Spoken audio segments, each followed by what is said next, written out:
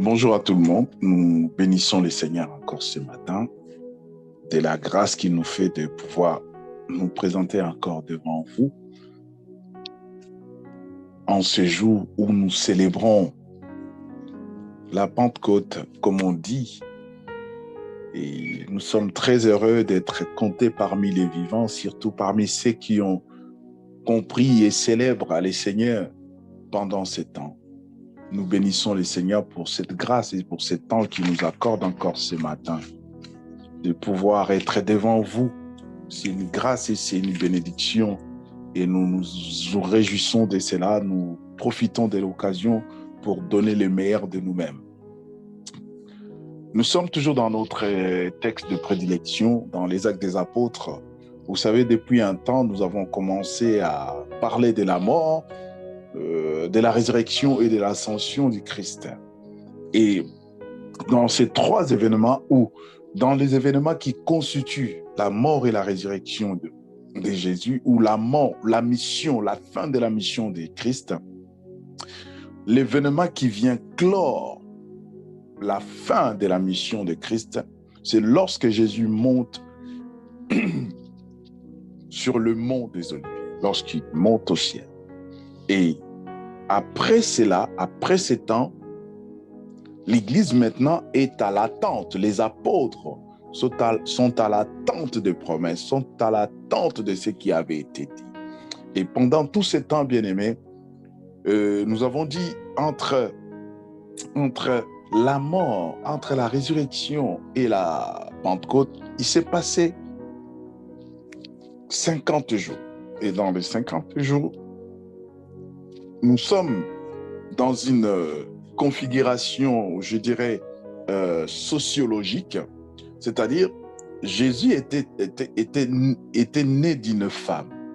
Et cette femme appartenait à une nation, à un peuple. Et ce peuple avait ses traditions, et ce peuple avait ses habitudes, avait ses coutumes. Ce peuple avait une vie qu'il menait. Et étant donné que Jésus est né selon la promesse et selon le plan divin, Dieu a choisi ce peuple d'Israël comme le peuple par qui les seigneurs, les sauveurs, celui qui devrait écraser la tête du serpent, allait venir dans le monde pour accomplir les desseins de Dieu. Et notre texte de prédilection, je disais, c'était dans les Actes des Apôtres. Nous avons presque lu tous les Actes des Apôtres, chapitre 1er. Les Actes des Apôtres que personnellement j'appellerais ou je qualifierais des actes du Saint-Esprit.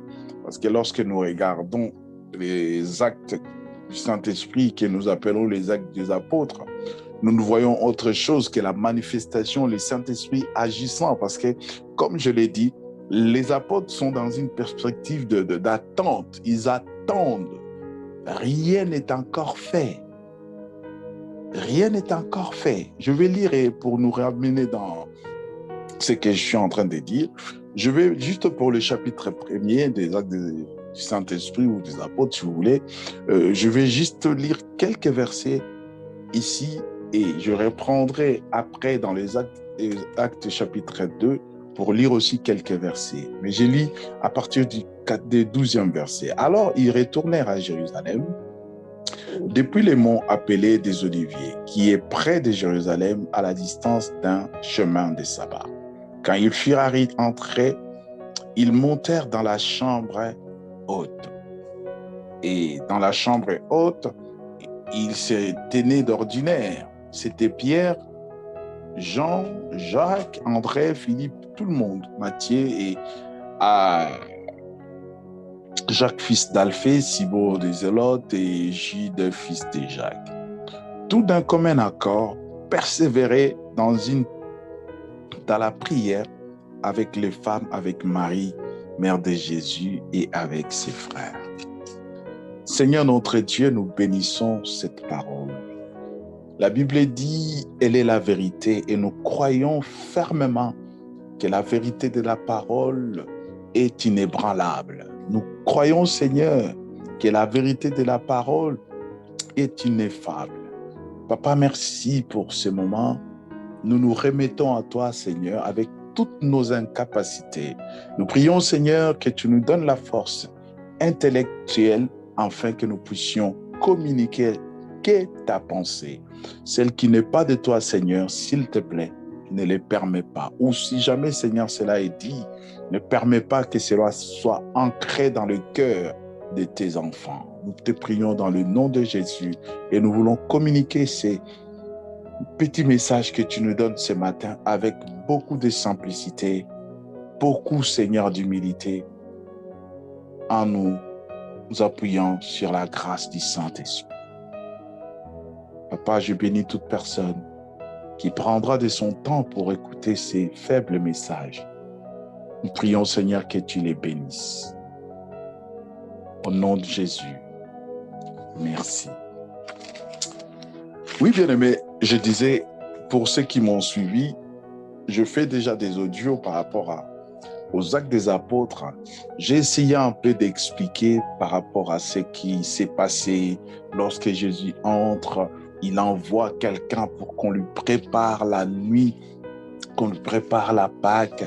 Et lorsqu'il mange la Pâque avec ses disciples, ses apôtres, il essaie de leur expliquer les choses. Mais lorsque nous regardons, nous lisons les évangiles synoptiques, et les trois, parmi les quatre, il y a que Jean qui fait mention de la conversation des disciples lorsqu'ils étaient dans cette perspective de l'attente de la mort de Jésus. Il y a Jean qui fait une belle référence sur une belle promesse, sur une prophétie qui a été dite il y a plus de... À cette époque, il devrait y avoir plus de 1000 ans. Et Jean, nous sommes dans le livre de Jean chapitre 14. Dans le livre de Jean chapitre 14, lorsque Jésus parle à ses disciples, il essaie de les exhorter de ne pas être troublés. Parce qu'il lisait sur le visage des disciples un désespoir. Il voyait étant le Seigneur, il connaît toutes choses, il lit les pensées. Il voyait ce découragement. Il pouvait voir Pierre en train de se dire, mais moi je croyais à cet homme. Qu'est-ce qu'il nous fait? Est-ce que c'est vrai? Ah, je pense que c'est une posture. Je pense que bon, c'est un gag. Je ne pense pas qu'il est... Non, il est tellement fort, il a fait tellement de choses que ça me tonnerait qu'il soit tué et qu'il meure le troisième jour. Je ne crois pas à ces choses. Peut-être qu'il est en train de nous faire une blague.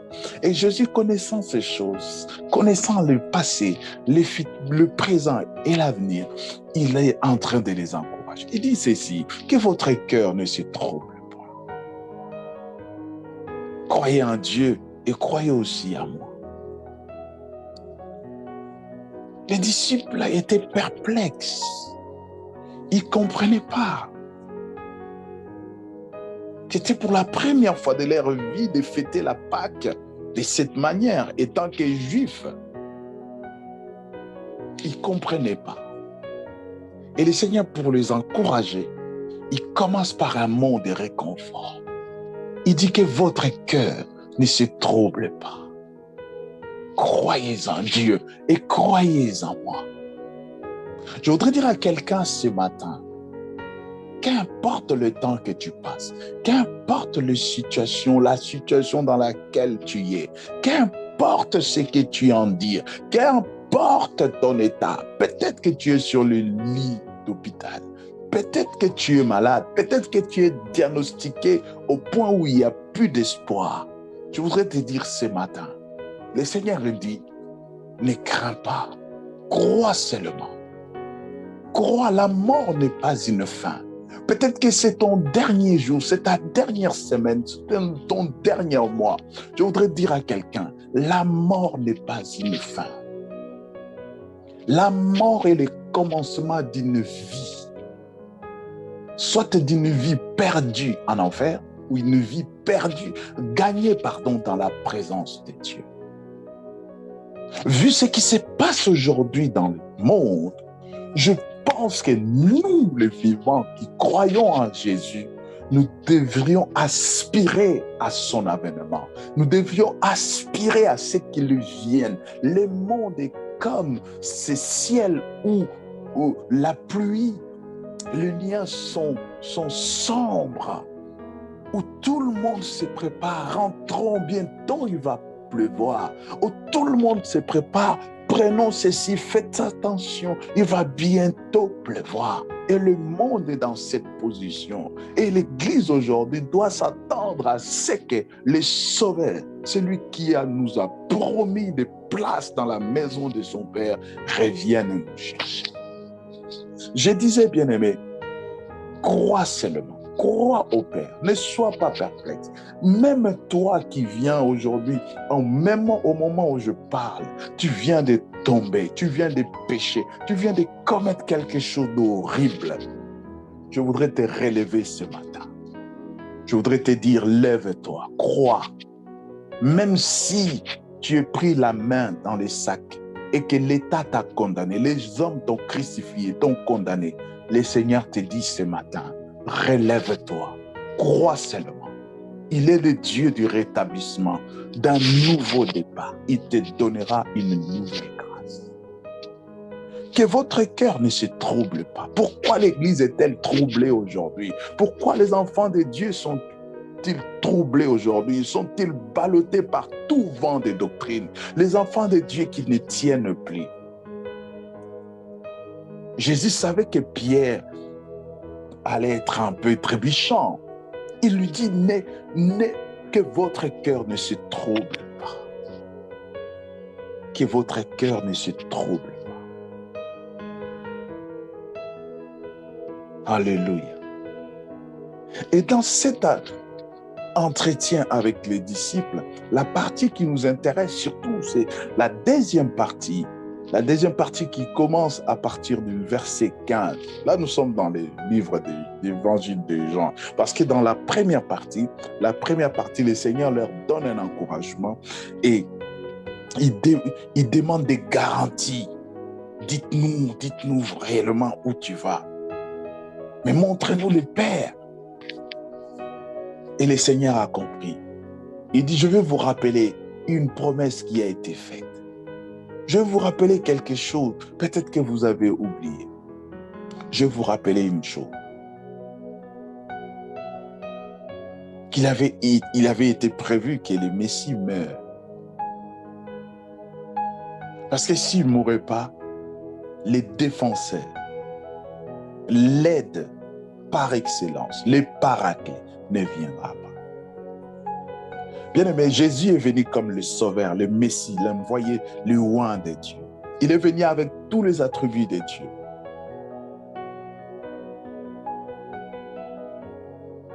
Mais écoutez, le Saint-Esprit, bien-aimé, il vient pour une mission précise. Le Saint-Esprit, il vient avec une lettre de mission précise.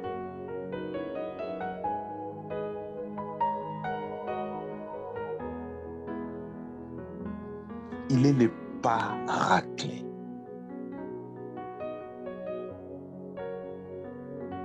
C'est-à-dire, tout ce que j'ai besoin et que je n'arrive pas à le faire, il est l'aide.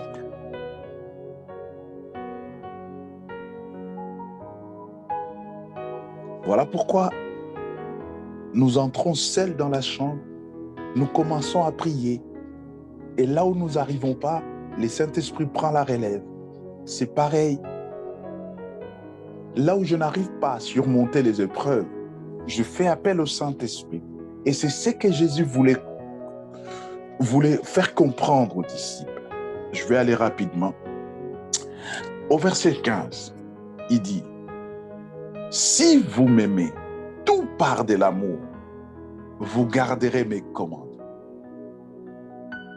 Écoutez la promesse. « Et moi, je prierai le Père. Il vous donnera un autre consolateur qui soit éternellement avec vous. » La Pentecôte commence La manifestation de la Pentecôte commence après que Joël ait déjà parlé sur « je répandrai de mon esprit ». Et si Jésus vient les rappeler ces choses, il dit les consolateurs, l'esprit de vérité, que le monde ne peut pas recevoir, mais vous, vous le recevez.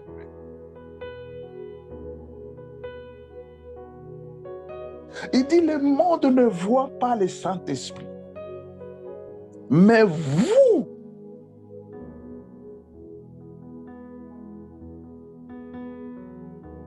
vous les connaissez parce qu'il demeure en vous.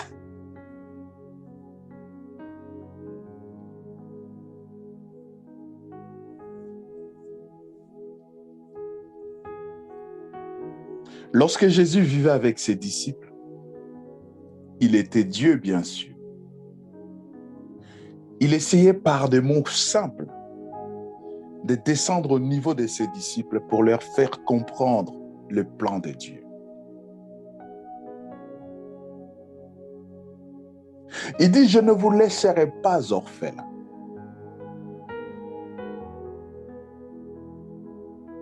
Je reviendrai vers vous.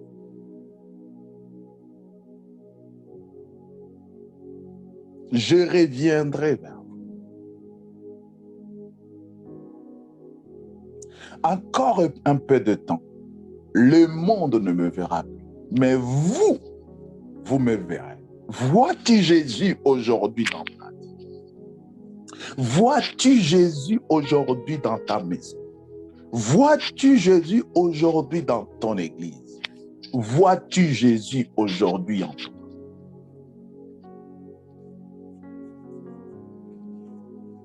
Lorsqu'il fait cette promesse, bien-aimé, le Seigneur voulait tout simplement dire, c'est la prophétie qui s'accomplit. Rien n'a changé. C'est juste la prophétie qui se réalise. Et soyez prêts à recevoir la prophétie et à comprendre la prophétie. Bien-aimés dans le Seigneur, par là, je voudrais dire une chose. Si vous ne comprenez pas la prophétie, vous ne pouvez pas la recevoir. Voilà pourquoi Jésus a tout fait pour faire comprendre aux disciples la prophétie avant de la recevoir. Et dans Actes chapitre 2, la Bible dit, lorsqu'ils quittent le mont des Oliviers, à ce moment-là, je l'ai dit la fois dernière, comme ils ont développé, ils ont compris quelque chose, il n'a plus eu les disciples de Maïs, Pierre n'est plus retourné à la pêche avec ses siens, ils sont tous accourus pour aller dans la chambre. Parce qu'ils avaient compris la prophétie. Oui, cher bien-aimé, il est difficile de comprendre la prophétie.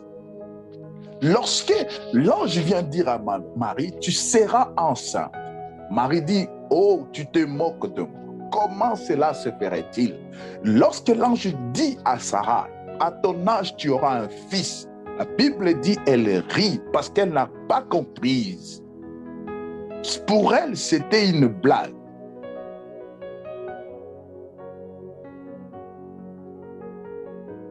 C'est pareil aujourd'hui, bien-aimés. Lorsqu'on nous parle de la parole de Dieu, nous croyons que c'est de la blague. Nous ne saisissons pas les sens. Je parle de la parole de Dieu.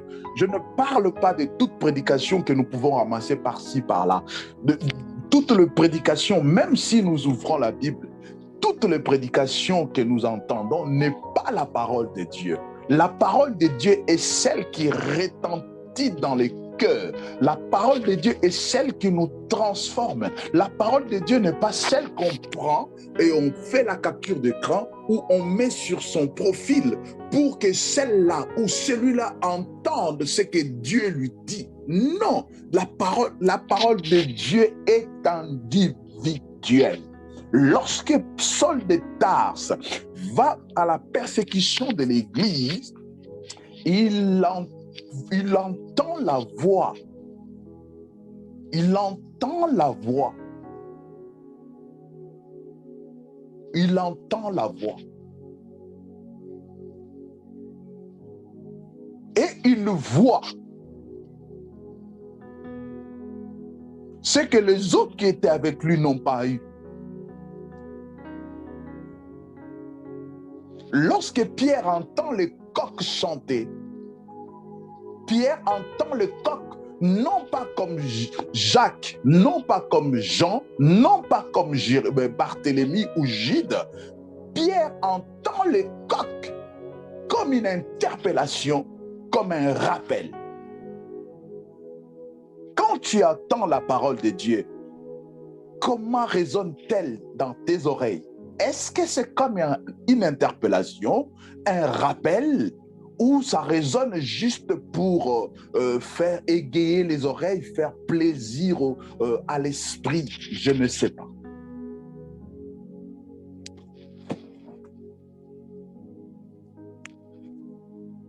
La promesse est faite.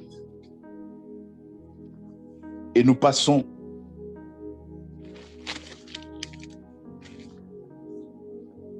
à la dernière partie.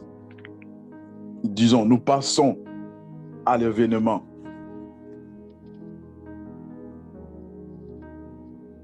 du Saint-Esprit. Par là, bien-aimés, avant de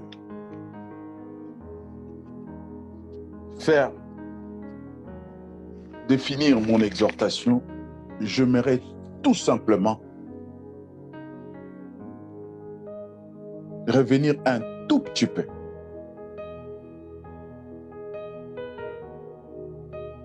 sur le bon sens, sur le vrai sens de la Pentecôte.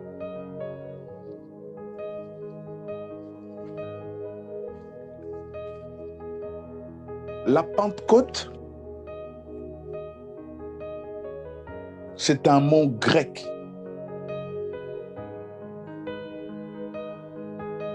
qui signifie 50e ou 50. Certainement par rapport aux 50 jours qui séparaient la Pâque à la Pentecôte. Et la Pentecôte a pour origine le mot Shavuot, qui est en hébreu et qui signifie semaine. Cette fête a été célébrée pour marquer la fin de la semaine. Cette fête a été célébrée pour marquer la fin d'une période de 7 semaines après Pâques. C'est-à-dire, après Pâques, c'est la Pentecôte. Fête de la semaine. Autrement, Shavuot était célébré à l'origine. C'était une fête où Israël célébrait la transmission ou la remise de la Torah à Moïse. C'était une fête où Israël célébrait les serments que Dieu avait fait de faire alliance avec Israël. Et nous avons les références, si vous voulez les lire, Deutéronome 16, verset 10, Exode 34, verset 22, Nombre 28, verset 26. Je vais lire rapidement Nombre 28, verset 26, pour nous amener rapidement à comprendre ma conclusion, parce que je vais tout de suite conclure après cette explication, je vais conclure ce message. Les jours des prémices où vous présenterez à l'Éternel une offrande nouvelle à votre fête des semaines, vous aurez une sainte convocation vous ne ferez aucune œuvre servile. Et à cette occasion, par reconnaissance à Dieu, lorsque le peuple hébreu célébrait la fête célébrait Shavuot, comme je l'ai dit, il profitait de l'occasion pour offrir à Dieu. Et qu'est-ce qu'Israël offrait à Dieu? Israël offrait à Dieu les prémices de toute la récolte, les prémices de tous les bétails, les prémices de sol, de terre, les prémices même des humains. Israël offrait le premier-né à Dieu, c'est-à-dire il consacrait le premier-né à Dieu.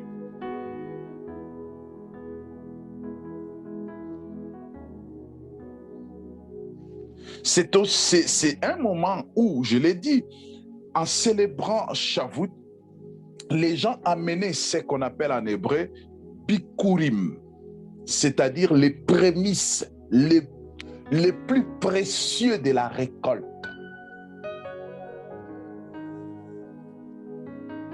Les plus précieux de la récolte étaient enlevés avant. Les plus précieux de la récolte, on la remettait plus au sol. Les plus précieux de la récolte, on le mettait plus sur l'autel. On ne les offrait pas en sacrifice, en holocauste. C'était pour les Cohen, les sacrificateurs, pardon. Cohen, c'est sacrificateur. Et cela fait que Israël donnait ce qui était des meilleurs pendant la fête des Shavuot. Et Shavuot qui, dans le Nouveau Testament, deviendra Pentecôte. En grec, parce que le Nouveau Testament est écrit en grec. Mais la manifestation ou l'exercice de cette fête, c'est une fête que le peuple d'Israël célébrait en l'honneur de l'Éternel, en référence avec la loi mosaïque. Et pendant cette fête, le peuple ne venait pas main vide. Le peuple venait avec les prémices, les fruits les plus précieux, les grains, les semences, les bétails, ce qui était précieux. Le peuple amenait à Dieu. Le peuple les offrait à Dieu et cela servait aux serviteurs de Dieu. Et lorsque Jésus fait la promesse dans Jean 14, Jésus également, il fait référence. Il fait référence à la récolte. Parce que dans d'autres termes,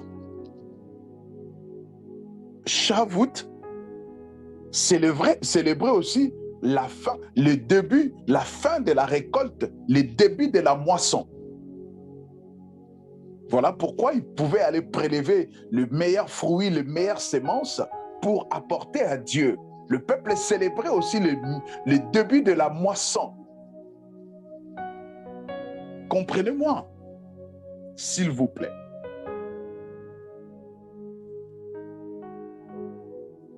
Et Jésus est né juif, tout en étant Dieu parole incarnée. Il ne pouvait pas aller en besogne. Il ne pouvait pas des choses pour essayer de faire des choses à sa manière. C'est là où nous disons que Dieu n'est pas un Dieu de désordre, mais c'est un Dieu d'ordre.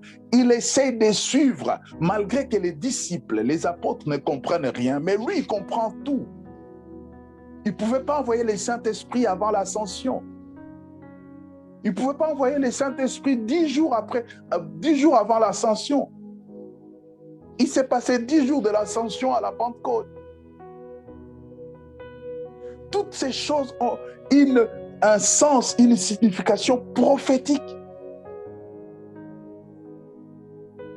Bien aimé, la fête de la Pentecôte la fête de la Pentecôte pour les disciples n'a pas commencé le jour de la Pentecôte.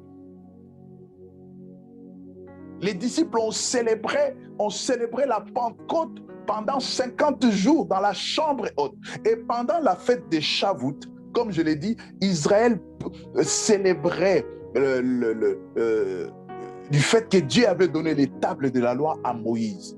Et pendant la Pentecôte, pendant la nuit de la Pentecôte, Israël veillait toute la nuit pour lire la Torah. Toute la nuit, il lisait la Torah. C'était en même temps une fête de méditation, une fête de promulgation de la parole.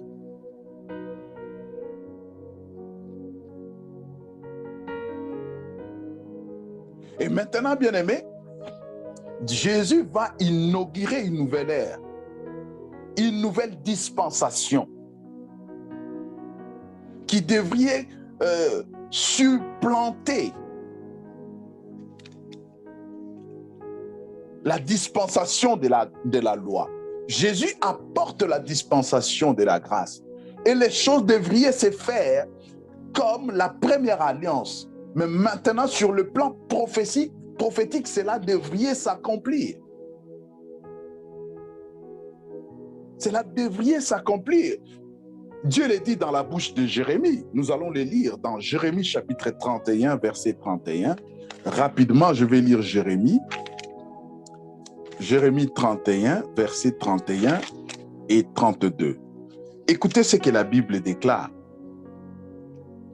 Voici que les jours viennent, parole du Seigneur, où je conclurai avec la maison d'Israël et la maison de Juda une alliance nouvelle, non comme l'alliance que je conclus avec leurs pères, les jours où je les ai saisis par la main pour les faire sortir du pays d'Égypte, alliance qu'ils ont rompue, quoique je sois leur maître. Parole du Seigneur.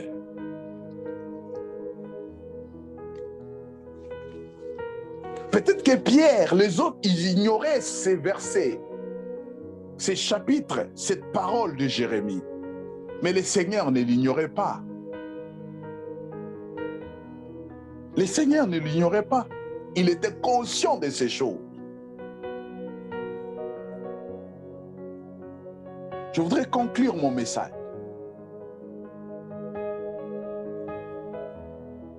La Pentecôte, en grec, qui veut dire 50e, et Shavuot, en hébreu, qui veut dire semaine, c'est la même fête. Sauf que les Juifs la fêtent traditionnellement et ce qui est fait référence dans les Actes des Apôtres doivent être fêtés aussi différemment.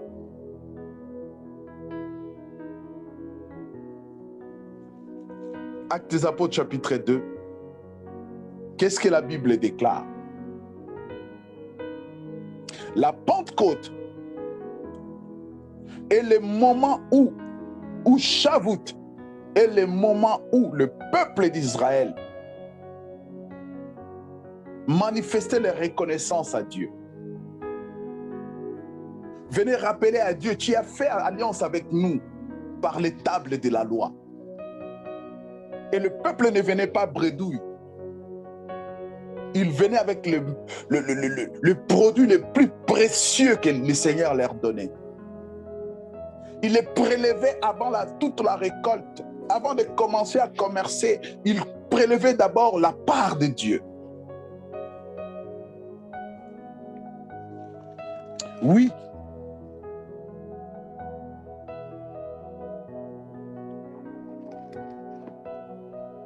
Lorsque les jours de la Pentecôte, Acte chapitre 2, arriva, ils étaient tous ensemble dans le même lieu. Tout à coup, il vint du ciel un bruit comme celui d'un souffle violent qui remplit toute la maison où ils étaient. Des langues semblables à des langues de feu et qui se séparent les uns des autres, leur apparurent. Elles se présentèrent, elles se posèrent sur chacun d'eux. Ils furent tous remplis du Saint-Esprit et se mirent à parler en d'autres langues selon que l'Esprit leur donnait de s'exprimer. Or, il y avait en séjour à Jérusalem des Juifs pieux venus de toutes les nations qui sont sous le ciel. Au bruit qui s'est produisit, la multitude accourut et fut bouleversée parce que chacun les entendait parler dans sa propre langue. Ils étaient hors d'eux, même dans l'admiration, et disaient: voici ces gens qui parlent, ne sont-ils pas tous galiléens? Alléluia. Alléluia. Bien-aimé, la Pentecôte est considérée comme les jours de la promulgation de la loi de Dieu, non pas sur les pierres, mais plutôt dans le cœur.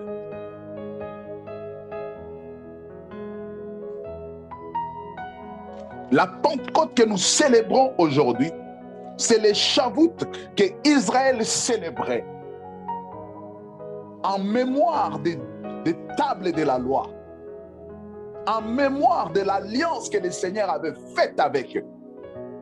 Et la Pentecôte que nous célébrons aujourd'hui, c'est en mémoire de la promulgation de la loi de Dieu, selon Jérémie 31:30.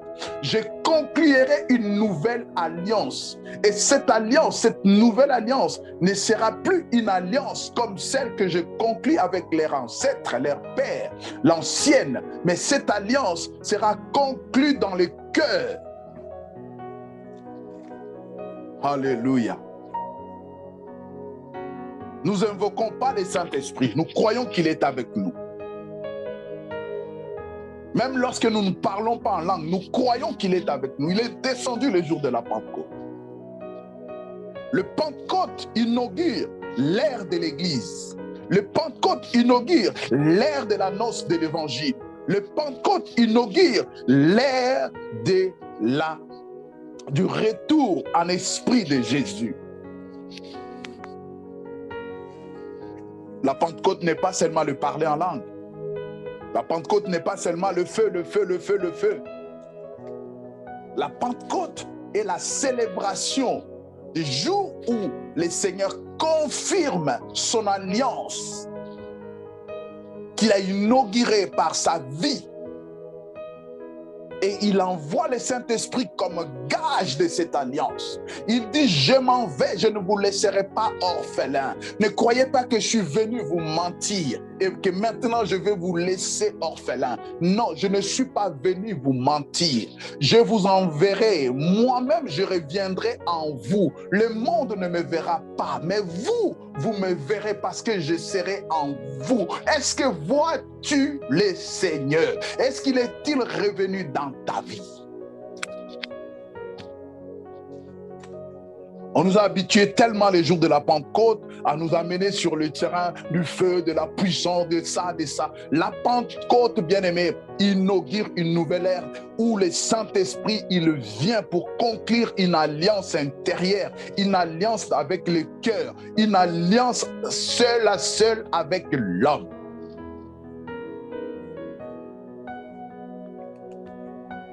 La Pentecôte inaugure l'universalité de l'Évangile. La Bible dit, lisez ceci, pardon. Ils furent tous remplis. Or, il y avait à Jérusalem, en ce jour, des Juifs pieux venus de toutes les nations qui sont sous le ciel. Au bruit qui se produit, la multitude accourut et fut bouleversée parce que chacun les entendait parler dans sa propre langue. Oh, la Pentecôte pour l'Église, c'est d'apporter le message de l'Évangile dans toutes les nations. La Pentecôte C'est la naissance de l'Église universelle. C'est la naissance de l'Église étant qu'individu. C'est la naissance de l'Église étant que communauté. La Pentecôte, c'est le début de l'évangélisation mondiale et universelle. C'est ça la Pentecôte. Tous ceux qui sont venus à Jérusalem, de toutes les nations qui y avaient sur la terre, tous les Juifs venus, les entendaient parler chacun à sa propre langue maternelle. Et ils étaient étonnés de comprendre que ces gens-là, c'était des Galiléens. Ici, le parler en langue qui est dit ici, c'est la glossolalie. C'est le don des langues. C'est comme si moi, je suis congolais, je vais en Russie et que quelqu'un reçoit la visitation du Seigneur et commence à parler en lingala. C'est ça la glossolalie. Si il parlait en langue comme la langue que Dieu seul entend, ils ne pouvaient pas les entendre parler dans leur propre langue. Ici, il parle la glossolalie, c'est-à-dire le don des langues. Ils parlaient chacun. S'il y avait un Moutété là, il devrait entendre un disciple parler en Kitété là. S'il y avait un Moulouba, et il devrait entendre un disciple parler en Chilouba. C'est comme cela, les Juifs qui sont venus de partout, les entendaient parler à leur propre langue maternelle. Ils ne parlaient pas en hébreu, ils parlaient à leur... Chacun les entendait parler à leur propre langue maternelle. Et bien aimé, le Saint-Esprit n'est pas venu seulement pour nous faire take it. Bon, aujourd'hui, il y en a beaucoup, au moment où je parle même, ils sont en train de tomber. Ce n'est pas ça le Saint-Esprit. Le Saint-Esprit nous donne la capacité d'apporter l'évangile à toutes les nations. Ça, c'est la mission que le Maître nous a donnée. Ça, c'est la mission qu'a tout enfant de Dieu, sans distinction des races, des sexes. L'évangile, l'évangile, l'évangile.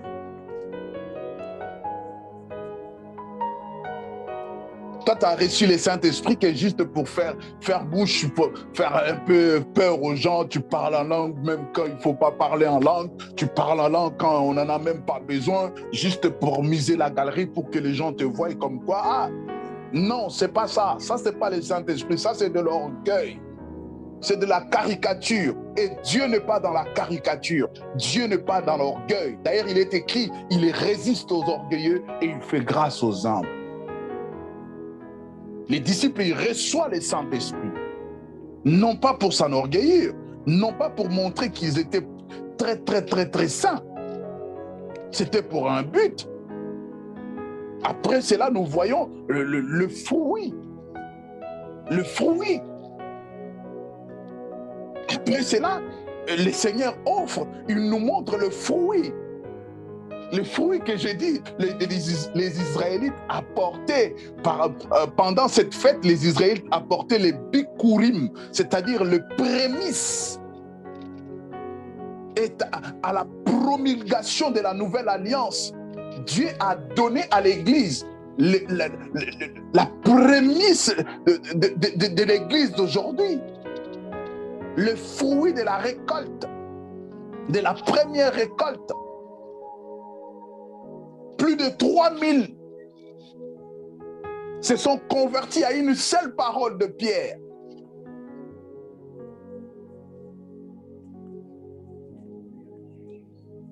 Oui, bien-aimés, Dieu honore ceux qui l'honorent. Lorsque nous obéissons à la voix de Dieu, Dieu honore sa parole. Dieu honore sa parole. Pierre s'est mis debout, il a commencé à parler et Dieu lui a prouvé qu'il est Dieu.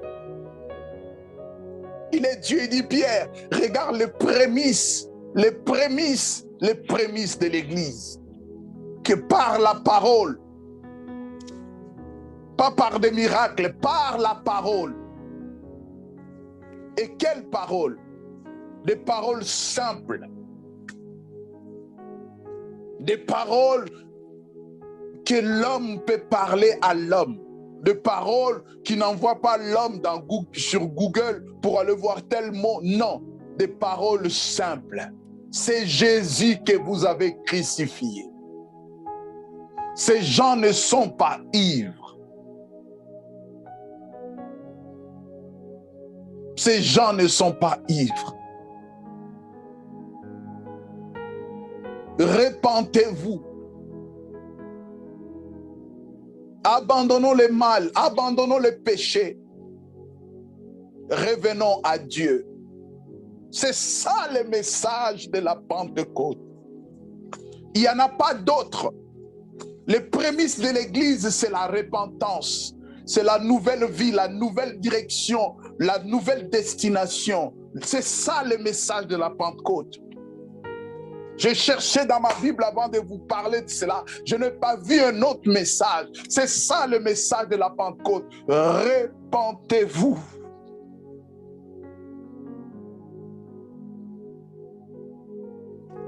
Repentez-vous. Repentez-vous.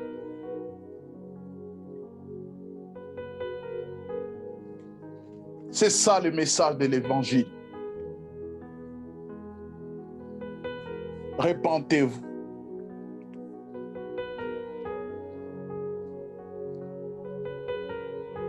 Oh mon frère, que ferons-nous alors? Repentez-vous. Ô Église, lève-toi. Cher enfant de Dieu, lève-toi. Je prie que quelqu'un entende cette question. Que ferai-je? Qu'est-ce que tu me dis de faire? Que dois-je faire? Quelle est la solution?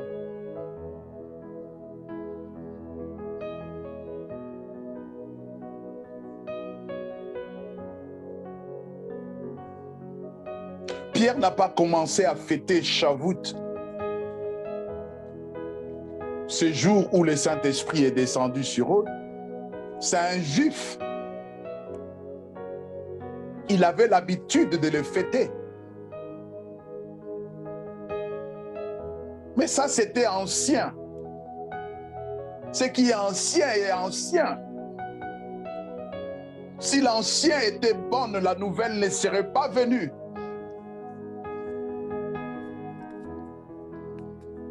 Quelle est les prémices que nous, Église, aujourd'hui, nous donnons à l'Église de demain? Quelle est les prémices que nous laissons à l'Église de demain? Quelles sont ces prémices? Qu'est-ce que nous offrons à Dieu aujourd'hui comme prémisse? Aujourd'hui, on ne se préoccupe même pas du salut. Nous, on se préoccupe du nombre. Les saluts, ça ne nous intéresse vraiment pas du tout. Ce qui nous intéresse, c'est la quantité.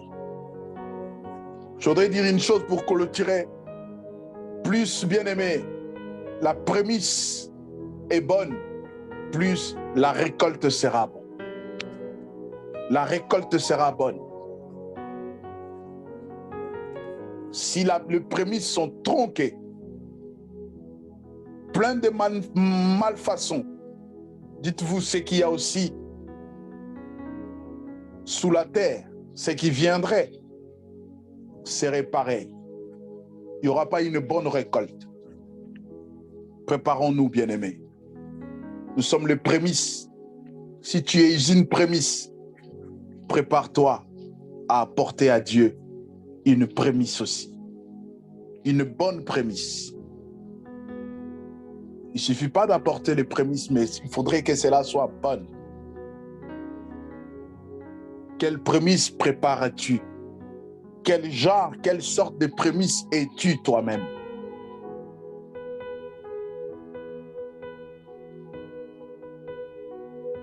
Les 3000 hommes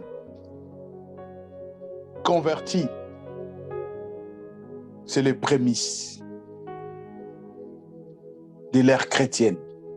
C'est les prémices de l'Église universelle de Christ. Repentez-vous. Ne venez pas à l'Église si vous n'avez pas l'attitude de repentante. Ne venez pas à l'Église Si vous n'avez pas l'intention de vous repentir, restez d'abord dans la chambre haute. Célébrez. Préparez-vous. Faites la fête. Mais lorsque vous serez prêts, rendez-vous à Jérusalem, maison de paix. Et c'est là où il y aura la parole de paix pour vous. Que le Seigneur vous bénisse abondamment. Seigneur, bénis ta parole dans nos cœurs. Nous te bénissons, Seigneur, notre Dieu. Et nous recommandons chaque personne qui aura pris la décision, Seigneur, de te donner son cœur, de renouveler, Seigneur, son alliance avec toi. Nous te prions, Seigneur, de leur accorder un nouveau départ, de leur accorder une nouvelle grâce. Je bénis ton peuple. Que ton nom soit béni et que la gloire te revienne à tout jamais.